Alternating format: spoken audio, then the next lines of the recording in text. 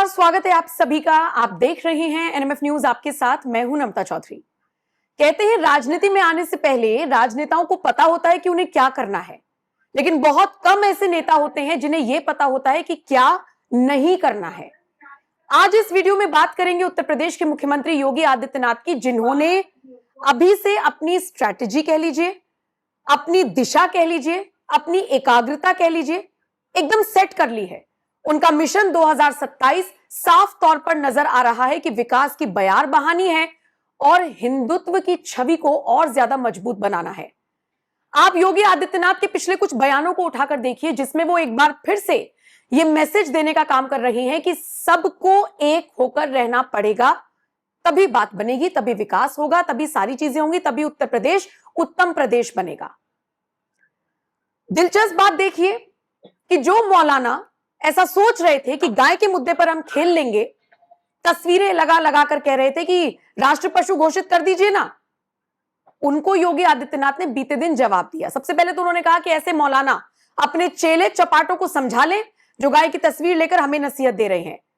अपनी माता से अपना संबंध बताने के लिए कोई प्रचार नहीं करना पड़ता है, सबको पता होता है। और गाय तो राष्ट्रीय पशु है ही या राजमाता है ही, ये दर्जा देना, ये सारी राजनीति ना करें। और उन्होंने एक और बड़ी दिलचस्प बात ये कही कि जिन लोगों को लगता है कि गाय पशु है, पशु उनकी बुद्धि है। बातें सुनिए, कटाक्ष सुनिए और सीधा मैसेज सुनिए। तुम्हारी सोच पशुवत है, जो तुम गौ माता को पशु बोल रहे हो, और तुम्हारा ये दोगलापन है कि जो एक और गौकसी को प्रश्रय देते हो। मैं देख रहा था बकरीद में तमाम उनके चेले चपाटे अपने सोशल मीडिया हैंडल पर बकर ईद पर गौ माता का चित्र दिखा करके कह रहे थे कि बकर ईद की बधाई दे रहे थे। लेकिन मैं उनको बोलना चाहता हूं, यूपी में गौ हत्या का मतलब जान रहे हो ना क्या होगा। आज इसी पर चर्चा करेंगे कि बिल्कुल सेट है, बिल्कुल क्लियर है मिशन 2027। और पंकज जी, मैंने जैसा कि कहा, ऐसे बहुत कम नेता होते हैं जिन्हें अपना विजन क्लियर तो होता है, लेकिन क्या नहीं करना यह भी क्लियर होता है। योगी उनमें से एक है। नम्रता, आपको नहीं लग रहा है कि योगी आदित्यनाथ एक बार फिर से बहुत थोड़ा एग्रेसिव है? बहुत सारे लोग ये सोच रहे हैं कि बंगाल चुनाव के बाद जो आया परिणाम और जो माहौल बना, उसकी वजह से थोड़ा एक बार और अटैकिंग मोड में आ गए हैं। लेकिन अटैकिंग मोड में बंगाल की वजह से नहीं आए हैं। इंटरेस्टिंग है कि बीजेपी के अंदर के कुछ लोग और बीजेपी के बाहर के, यानी अखिलेश और राहुल, ये तीन शक्तियां चाहती है कि ये चुनाव कास्ट बेस्ड पे हो, जाति पे हो, 2027 वाला। अकेला योगी आदित्यनाथ ऐसा है पूरे उत्तर प्रदेश में जो चाहता है कि नहीं, हिंदू एकता, सांस्कृतिक राष्ट्रवाद और विकास, इन तीन मुद्दों पर चुनाव लड़ा जाए। तो वो खींचतान है और सामने वाले को, चुनाव को जाति वाले मोड में न ले जाने के लिए जरूरी है कि एग्रेसिवली हिंदुत्व की बात की जाए, देशभक्ति की बात की जाए, राष्ट्रवाद की बात की जाए। जब योगी आदित्यनाथ बोलते हैं कि अब तो ब्रह्मोस भी यूपी में बनने लगा है और जो दुश्मन देश है अगर आंखें उठाकर नहीं देखे, नहीं तो इतना ब्रह्मोस मारेंगे, इतना ब्रह्मोस मारेंगे, धुआं धुआं हो जाएगा। और लोग तालियां बजा रहे थे। समझ रहे कहां पे ले जा रहे चुनाव को? कष्ट यही है। और एक और कष्ट है विपक्षियों की भी और बीजेपी के अंदर कुछ जातिवादी लोगों की भी। कष्ट यह है कि यार उन लोग कांड कर दे रहा है हर दूसरे तीसरे दिन। सूर्या चौहान को मार दिया, इधर बलरामपुर में धनंजय मौर्य को मार दिया। तो बैकवर्ड फॉरवर्ड भी नहीं कर सकते कि एक मरने वाला मौर्य और एक मरने वाला चौहान और मारने वाला दोनों मुसलमान। तो हिंदू समाज तो देख रहा है ना कि खतरा कहां से आ रहा है।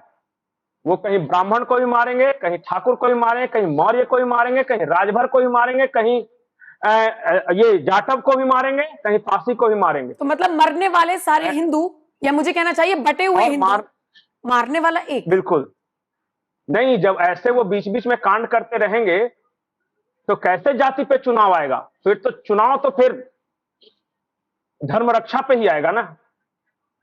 कि बटेंगे तो फिर कट जाएंगे, इसलिए एक रहो और नेक रहो, इसी पे आएगा। अब एक और मैं एक इंटरेस्टिंग बात बताता हूं, सूर्या चौहान से जुड़ी हुई एक नई खबर आई है।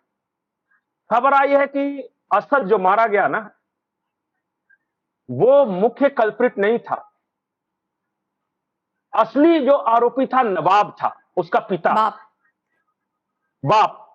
यहां तक तो आई, क्यों था उसका पिता पता है? हथियार देने वाला पिता, मारने के लिए प्रेरित करने वाला पिता। पिता अपने बेटे के साथ ऐसा क्यों कर रहा था, वो कहानी जानते हैं कि नहीं? क्या हुआ? नहीं, आप बताइए। अरे, इस घटना के करीब 18-20 दिन पहले असद अपनी सौतेली मां के साथ लूडो खेल रहा था। अब ये दर्शक समझ गए, ये नवाब ने पकड़ लिया था और वहीं से उसने डेंजरस प्लान बनाया।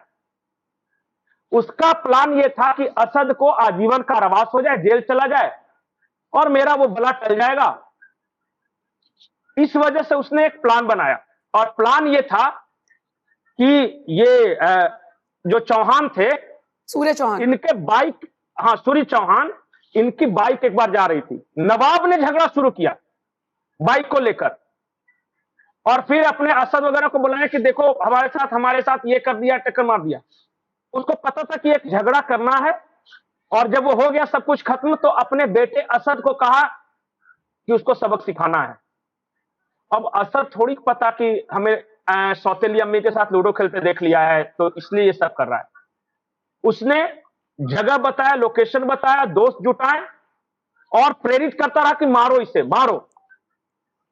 असद तो फंस गया बाप और वो जोश में, इस्लाम का जोश और बाप की प्रेरणा के चक्कर में दनादन चाकू मार दिया और उसका एनकाउंटर हो गया। प्लान ये था कि वो जिंदगी भर जेल में रहेगा और हम अपनी हैप्पी फैमिली लाइफ जिएंगे सौतेली मम्मी के साथ। लेकिन वो तो भाग गई है। ये कहानी, नवाब जेल में, असद का एनकाउंटर और वो सेकंड मम्मी भाग गई है। हाँ, ये कहानी है। तो अपने यहाँ के झगड़ों को भी वो कैसे हिंदुओं को टारगेट करने के लिए इस्तेमाल कर रहे हैं, ये मैं बता रहा था। तो ये जब ऐसी चीजें आएगी कि हिंदू निर्दोष है, बेचारा कोई गलती ही नहीं है, अब वो अपने मम्मी के साथ क्या कर रहा था, तो इससे सूर्या चौहान को क्या मतलब? लेकिन मारा तो ये गया ना बेचारा। गेम में विक्टिम तो ये हुआ। धनंजय मौर्य, वो भी कुछ नहीं, बिल्कुल निर्दोष। हाँ, धनराज मौर्य, वो भी बिल्कुल निर्दोष। मारा तो धनराज मौर्य गया। बरेली में भी एक ऐसा ही मामला सामने आया है। बिलाल घोसी, ये एक आरोपी है जिसके ऊपर यही आरोप लगा है कि चाकू लेकर घुस गया किसी हिंदू परिवार के घर में। बाकायदा तहरीर दी गई है, पुलिस फिलहाल जांच कर रही है। तो मतलब पैटर्न एक जैसा ही है। और शायद इसीलिए पंकज जी, इसीलिए योगी आदित्यनाथ ने बीते दिन इस मुद्दे पर भी बोल दिया कि अपनी नालायक औलादों को समझा लो। आपने भी गाजियाबाद में देखा होगा,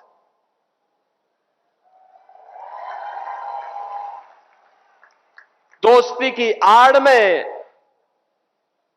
छुरेबाजी, ये स्वीकार्य नहीं और कतई स्वीकार्य नहीं होगा।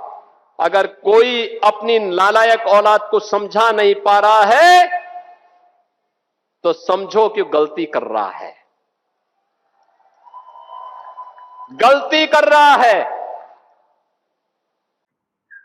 और मैसेज बिल्कुल साफ है कि हिंदू गलती नहीं भी करेगा, नॉर्मल भी रहेगा, उनसे बात नहीं करेगा, आते जाते भी रहेगा, फिर भी शिकार होता रहेगा, एक एक कर मारा जाता रहेगा। ऐसे में आपको लगता है समाज बटेगा? आपको लगता है जातिवाद पे ये होगा?